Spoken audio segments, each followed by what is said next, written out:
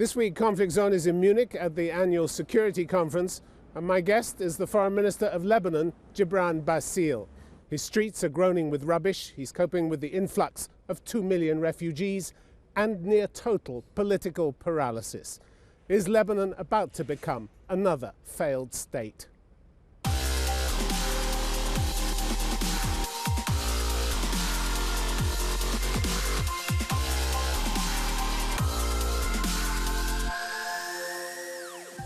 Foreign Minister Gebran Bassil, welcome to Conflict Zone. Thank you. Your Prime Minister warned last year that Lebanon risked becoming a failing state. Even the most basic services now don't get provided to your people. How did you let it get so bad? I wouldn't call Lebanon a failed state when he was able to cope with 50% of his population as refugees, 200 Syrian displaced to Lebanon per square kilometer. I warned that he said last October, I warn we are moving towards collapse if matters continue. Yeah, but when solid states and successful states like in Europe were not able to receive more than 10,000 refugees, and Lebanon got adapted with 1.5 million, I wouldn't, we have a very successful model that if it fails, our model of diversity and coexistence, then everything will fail. And Minister, it's not successful when you can't even cope with the rubbish on the streets. You can't even clear the rubbish. You can't blame the refugees for that, can you? No, but this is our responsibility. I cannot deny it. But still, this is a system that has become, the activists say, so inefficient and corrupt that it can't provide basic services. Yeah, it depends how you measure the success of a society. You can have a democracy and a prosperity, but no cohesion in a society. So everything gets disintegrated. But a society that can't clear the rubbish and can't clear the air for its people and puts their health in danger shouldn't be governing, should it? I'm not defending this, but I'm saying you have also political garbage and you have the war garbage that we are witnessing everywhere. And I think this is still less costly than dealing people as garbage and killing them. Like when we have 200,000 killed people in Syria, and in the region we are enforcing a change. I understand, but a government that cannot provide basic services isn't worthy of the name of a government, is it? Why don't you all resign? Because and find somebody who can clear the rubbish. You are right on this, but the problem is that we have vacancy. But you don't resign, you stay there. We cannot resign. We are obliged to stay because there will be no government. There will be complete void in Lebanon if we resign. Stay and gamble with the health of your people. No. We should elect a president who should be representative of his people, a strong president with strong popularity, and then we will have another government. Instead, there are feuds, infighting, manipulation, and you say this is a model of cooperation? This is a model of coexistence. This is a model of political paralysis, isn't it, Minister? Yes, it is. So what about this cooperation? Political paralysis. I'm not talking of cooperation. I'm talking of coexistence. Because in Lebanon, somehow Muslims and Christians are still living together in a power-sharing model in parity, where this does not exist anywhere else in the world. And Sunnis and Shias, despite all the tension around us, are still not fighting in Lebanon. And there's no leadership and there's no decisions. Yes. This is from the central bank governor. This is kind also of the paralysis that we have in the whole region, because in Lebanon, it is somehow reflected in politics, this will of eliminating the other. But you're to blame. You're part of this system. You're part of the system that has broken down completely. I'm not denying our global and collective responsibility. We have the responsibility inside our country, and we have the responsibility of the world who is interfering in our country and not letting things go as per democracy. And meanwhile, your state institutions... We preach the democracy, and we don't allow the most representative people to come and govern and rule without corruption. Yes, we have corruption in our country, but this is why we need to have strong leaders to fight corruption. Corruption and different factions playing politics. Yes. With a nation that can ill afford it. I mean, even the patriarch spoke of the erosion of your state institutions at the moment. Yes, of course. So you're collapsing. The state's collapsing. It depends how you define the collapse. we still have at least a family in Lebanon. We still have values of how we live, how we think towards the other, where this is fading completely in other parts. Even in strong and prosperous countries, you don't see this kind of cohesion that we still have in Lebanon. Cohesion, you failed to get a president in 2 years. What cohesion is that? Almost 35 attempts to get a quorum in parliament. You haven't managed to do it. You haven't passed a budget since 2005. You have a parliament whose mandate ran out in 2013 and had to extend it twice without recourse to the public. You haven't had legislative elections since 2009. Yes, and we were against... This is complete paralysis of the political body, isn't it? And we are against all this. But well, you're not doing much about it, I'm not then, defending, to be against it. I'm not defending the politics in Lebanon, the politicians, nor the... You're one of them, Minister. You're one of them. I'm defending something that belongs to all of us in humanity. I'm defending the idea and the model that we still represent of diversity, of living together, of accepting each other where we are different. This is what I'm defending. And this is where I'm saying the importance of Lebanon. If we have this model versus the model of Daesh, what do you choose? You choose the Raqqa model with Daesh, or you still have Lebanon where people can still live together? Because what else can you get? So you can get the Daesh model. Minister, how much of this living together was apparent when you see the people protest on the streets of Lebanon, as they have done over the last year, and they get subjected to unacceptable violence by the security services, water cannon, tear gas, but you know, rubber bullets. You know, I was among the protesters. Unacceptable levels of violence. I went myself to the street because I refused the situation. But so who's in charge in your government? Who's in charge? We are in jail there, in jail of power, because we cannot leave again. You're a government that doesn't control your security services. Is that what you're telling me? No, still, even with the security level, we are still fine if you compare us to other countries around us in the region. So again, it is a situation that we have to fix. How? By not imposing a solution that is a ready solution, a ready recipe. By allowing the Lebanese, let them go to elections and allow them to choose. Well, you haven't had leaders. elections, as we pointed out, since 2009. Yes, and we were against this. I'm confused because your Prime Minister said the levels of force used against demonstrators was unacceptable. He's the Prime Minister. Can't he do anything about this? Yes, he stopped it.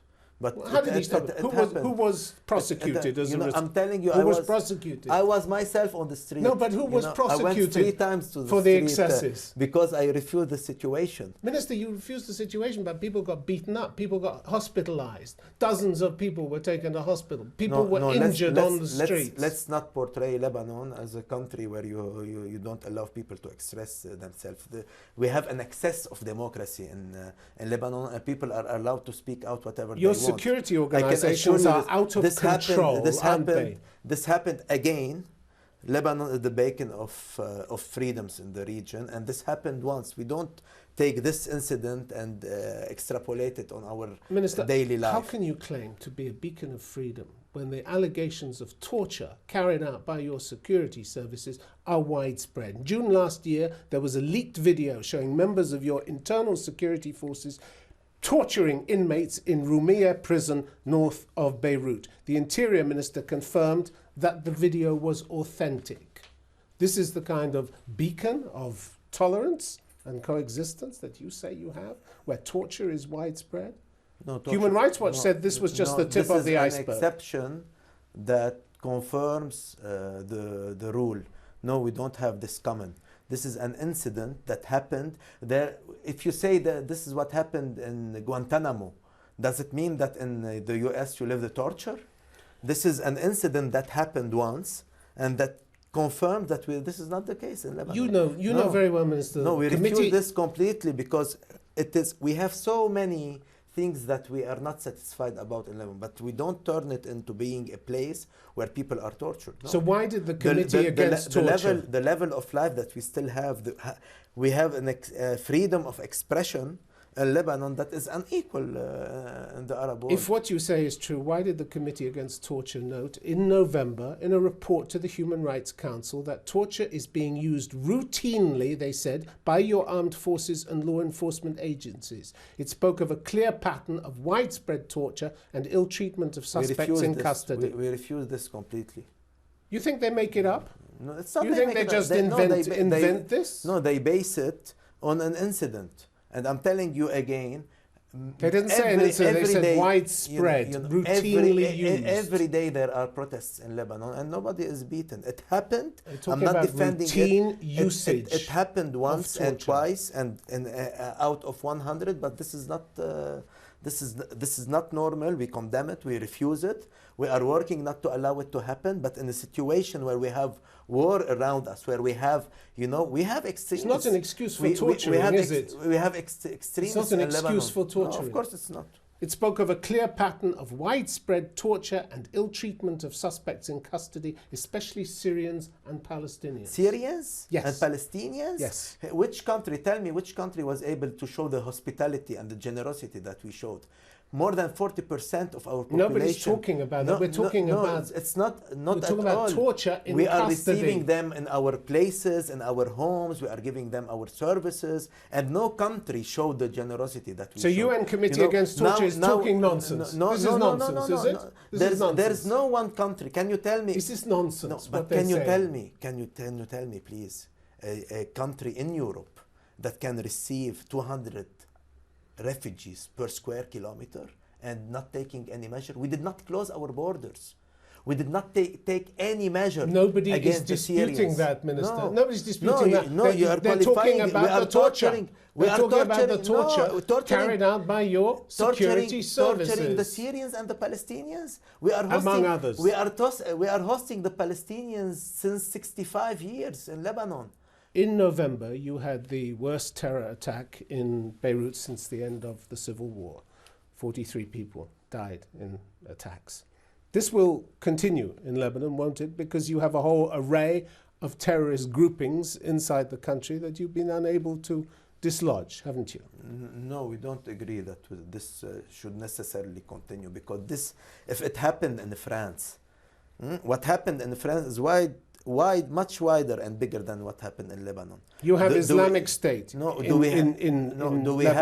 do we have to say that this should be a repetition, or else we should help a small country like Lebanon to be more cohesive against the terrorists? But you have Jabhat al-Nusra, you have Azbat al-Ansar, you have Abdullah Azam brigades, you have Fatah al-Islam, Fatah al-Intifada. Even Hezbollah says it's worried by the number of Islamic State sleeper cells that you have in Lebanon. Can you tell me, while we are fighting Daesh on our eastern borders, and we did not allow them to occupy our land and our country, though we had attacks from all fronts, what did we receive as what we deserve as arms? As a small army that is fighting, the big... I'm not talking about that. I'm talking about the number of terrorist groups that operate on your territory. Yes, and we are fighting them. And you do deals with them. You do deals with them. We do deals with them. You did a prisoner exchange with them. Jabhat al-Nusra last December. We dismantled them. You did a terrorist exchange deal with them. You exchanged prisoners. We had our soldiers kidnapped. Your Speaker of Parliament said it was a sovereignty scandal. Nabi Berri said it was a sovereignty scandal, you doing deals with Jabhat al-Nusra. We got back our Lebanese soldiers who were kidnapped, and none of those who were exchanged was sentenced in Lebanon. It was a sign of weakness, wasn't it, by the government? Of course, it was the sign of weakness, because they were kidnapped from the very beginning. It was the sign of weakness, and this is why we want a strong... And if you do deals with them, they'll kidnap more, won't they? No, yes. They'll kidnap more. But this is why we are asking to have a strong president and a strong government coming from the will of the Lebanese people. This is why we want a strong country, not to have weaknesses where terrorists can penetrate. You know that we had the first decapitation of a Lebanese officer in 2000? Of course we are under threat from terrorists. Of course we are. We are on the front line. And we are paying the price for all terrorism. But do we deserve to be helped or to be accused? You are leader of the Free Patriotic Movement in Lebanon. Among your political allies, you count Hezbollah, which is regarded by many in the world, including all the other Arab governments, incidentally, as a terrorist group. A senior US official said last year that Hezbollah is responsible for perpetrating terrorism and fomenting instability worldwide. You claim to be fighting terrorism. Why are you allied then with a group that is apparently responsible for perpetrating terrorism? You know, you have to know a fact that Hezbollah in Lebanon represents the third of our population. We cannot accuse the third of the Lebanese to be terrorists. And we cannot say that Hezbollah is a group. So you can turn a blind eye to terrorism? We don't turn a blind eye. We say they are not. We refute the accusation. So the other Arab states are wrong, America's wrong, Europe's wrong? Why? Because Hezbollah is fighting Israel. And you know, Israel can put the blame on... So that's the only reason that it's labeled as a terrorist group? Hezbollah is a movement of resistance against the occupiers of Lebanon. And now he is fighting the terrorists who are Daesh and al-Nusra. How come you're the only foreign minister in the Arab world who's prepared to give Hezbollah political backing? I'm not the only one. You are the only one who refused to sign a document of the Arab League which labeled them as a terrorist group. Of course. You're the only one who refused. All Lebanon is united on this. You should know this. All Lebanon. What difference is it? Why is all Lebanon united in support of a terrorist group? Let me tell you this. You will not find one Lebanese describing Hezbollah as terrorist, because Hezbollah freed our country from an occupation, which is Israel, and because Hezbollah now is fighting the terrorists. So this is something that all the Lebanese are united. You say it's fighting terrorism, the Americans say it's perpetrating terrorism. We disagree, you know, we disagree with Hezbollah on many things. Internal politics and external politics. We don't agree. We want officially to disassociate Lebanon from the crisis in Syria. We don't want Hezbollah to be fighting outside Lebanon. We don't want this. Minister, but this, if Hezbollah is doing this, does not mean that we accuse him of terrorism. At the beginning of this month, French police reported smashing a cell of Hezbollah agents accused of trafficking cocaine. America's Drug Enforcement Agency claimed the drug profits were used to finance their fighting in Syria.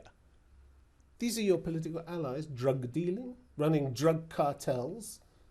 Are you proud of that? If Hezbollah are selling drugs, of course we condemn this and we refuse it, and we should take the needed measures to stop this. But if it is true, but you're not going to drop. You're not going to drop your alliance with Hezbollah. Whatever it does, are you? No, you're not going to drop. Whenever it is proved that Hezbollah is a terrorist organization and is a drug dealer, yes, we're ready for more than this to preserve our country. Well, this is what Europe says. This is what America says. This is what France says. What matters for us, what the Lebanese say. You know, again, they represent the third of our population. They are part of our government. They are part of our parliament, and they have a big bloc and a big representation. And we are not ready to sacrifice our national unity and to preserve our country for the sake of anybody or of an accusation. You know, of course, Israel and many other countries are bothered with Hezbollah having the ability to face Israel, and there will be such accusations. This is not surprising us. What we want is real facts that we enable us to say, yes, we have to do something about it. But until then, well, the Drug Enforcement Agency, I'm sure, if you ask them, will give you facts. We'll give you facts. Let's look to something we agree on. Do we agree that we have all to fight Daesh as a terror group? So if we all agree on this, let's focus on this. Why to focus on things where we disagree? The major threat now on all of us is the extremists like Daesh and Nusra and that's why the rest of the world finds it so difficult that you are allied with an organization that they accuse of perpetrating terrorism. That's why the rest of the world finds that alliance of yours so troubling. And what do you call the United States and the European Union and the P5+1 who agreed with Iran on the nuclear deal? And do you call them, they made an alliance with Iran and they are covering Iran for covering Hezbollah? if this is the case, you can accuse us. I'm talking to you of what you do, about what you do. I'm not talking to the Americans at this moment. No. You speak for Lebanon. No, you don't speak for the rest of the world, do you? The similar case. It's not a similar case, Minister. If we agree with Hezbollah on something, doesn't mean we agree on everything. The same as the international community agreed with Iran on something, doesn't mean they agree on everything. I want to talk briefly, before we run out of time, about the refugees, the 1.6 million Syrian refugees that you spoke about, also the 500,000 Palestinians that you have on your tongue.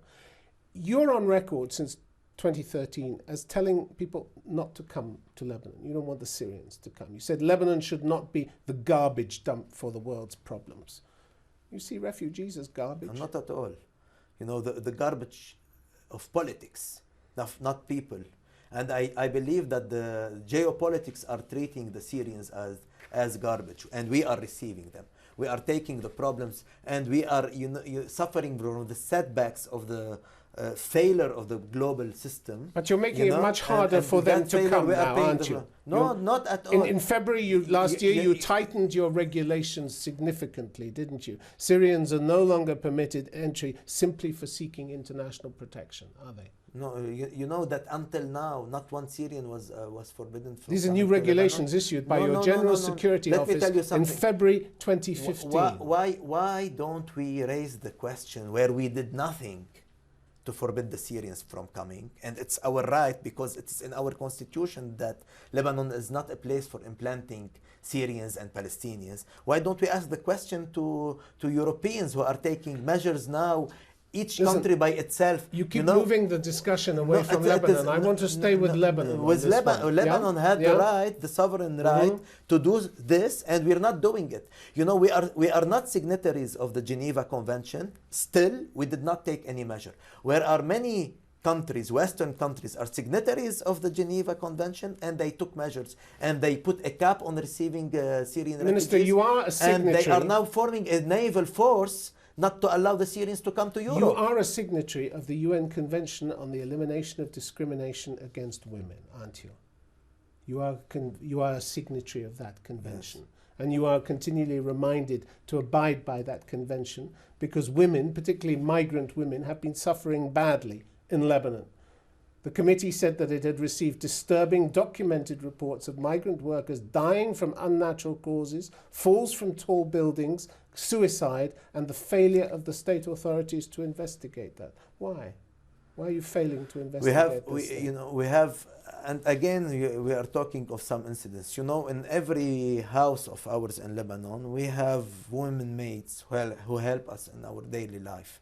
So the rate of crime among them is much lower than the rate of crime in Lebanon. But incidents can happen, yes, they can happen. We regret this to happen. And you're not investigating? No, we are. According to the committee, you are investigating, and you know how many foreign workers killed Lebanese? Incidents that happen in a house between a wife and a husband, and between a father and a mother, you know, between a father and a son.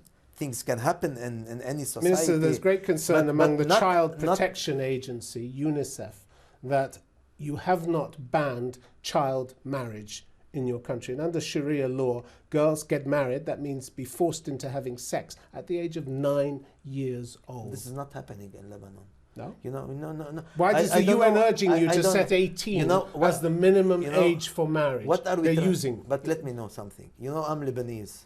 And I don't know where we are getting all this.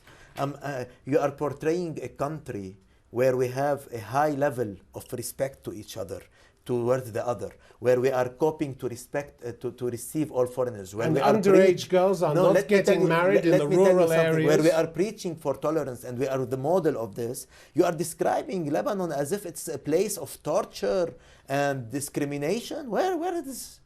You know these reports. You underwent universal periodic review at the United Nations Human Rights Council last year. And I can get you thousands of reports of everything happening everywhere in the world. You don't take an incident as a fact for a daily life. Taking things that are of concern to the international community, Minister. Yeah, and they are of concern of us when they happen exceptionally once in a year. They are of a great concern. We don't describe this as a usual matter in Lebanon.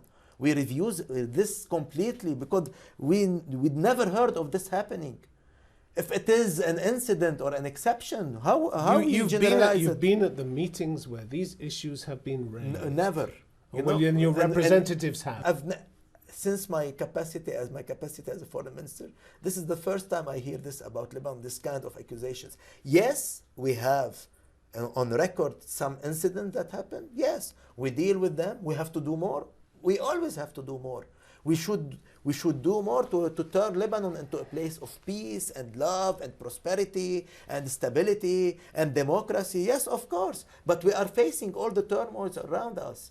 All right. And I think we deserve more support, not again as a country and as a state, but as a model that we will keep on promoting for the sake of a human. Gebran Bassil, thanks very much for being on Conflict Zone.